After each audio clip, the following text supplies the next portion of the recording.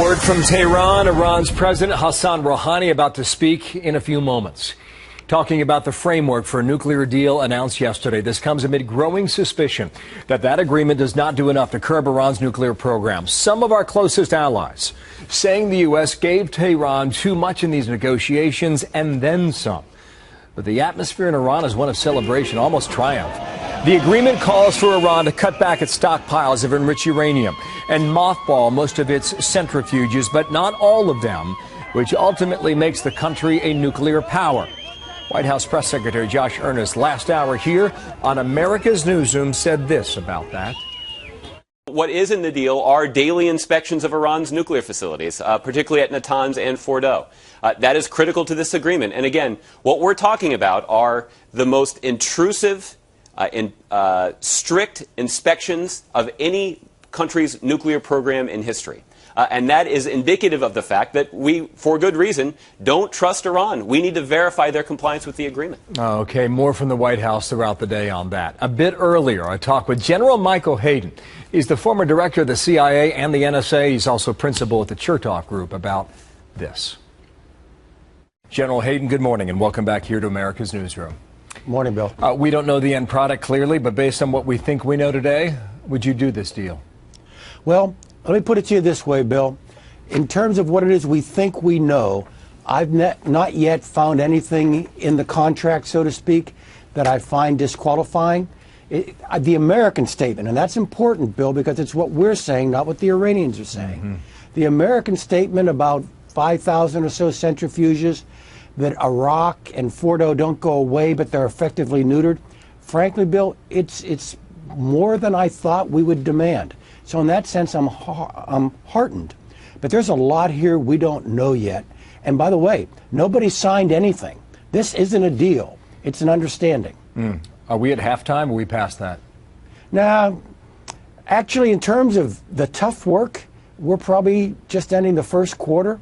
Wow. I mean, it took us 18 months, Bill, to kind of get an understanding of a framework of a political statement. And now we've got to go do the fine print in the remaining time period. So this could really drag on beyond June. It could, and well beyond that. Based on your first answer, General, are you suggesting there could be doublespeak in this? We're saying one thing and the Iranians are saying another. Well, look, there's a certain amount of doublespeak that is expected here and frankly is necessary. I mean, the Iranian negotiators have to go back to Tehran and act like they're heroic and they've defended everything they've needed to defend. So grant them that. But what we really need to find out, Bill, is what's the fine print in the deal. For example, they're going from about 8 tons of low-enriched uranium to about 600 pounds. That's good. What happens to the other low-enriched uranium? It's not clear. We talk about an inspection regime being very invasive. Okay, but you know, Bill, it's not good enough just to smother the known facilities with inspectors. You've got to have the ability to go anywhere at any time for that unknown, newly discovered, or suspect facility.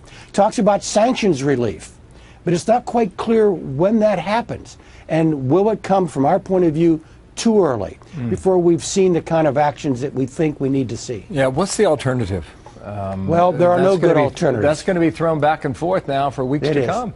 No, you're right. Now, Bill, it is a false dilemma that I think the president unfortunately tried to create yesterday, which was this deal or a war. There are spaces in between there, but I freely admit plans B, C, D, and E aren't all that attractive either. And so that's why you can probably sense, Bill, I'm willing to give this thing some time. Let's see if we can get it to the right place so that it's acceptable. Bill, but keep this in mind. If we are successful, I mean, if this all works out and the Iranians abide by what we insist, what we end up with is Iran as a legitimate industrial strength nuclear state and an Iran that is never more than 12 months away from a nuclear weapon. That's the good news. And that's best case scenario, too. Heavy news day today. You write in a piece today in the Washington Post. It's called "Don't Let America Be Boxed In by Its Own Computers." What's your message there, General? The message is this, that American espionage, American security, has lived off the power of American industry, technology, and ingenuity. Now, we need to be careful going forward, Bill, that we don't let the narrow demands of security so punish our industry that the industry actually suffers, and that which gives us our long-term strength is less powerful than it should be or we need it to be. Well, you can read about that online today at WashingtonPost.com. Thank you, sir, for your time today. General, we'll see you back in New York again real soon. Thank you. Thanks, Bill.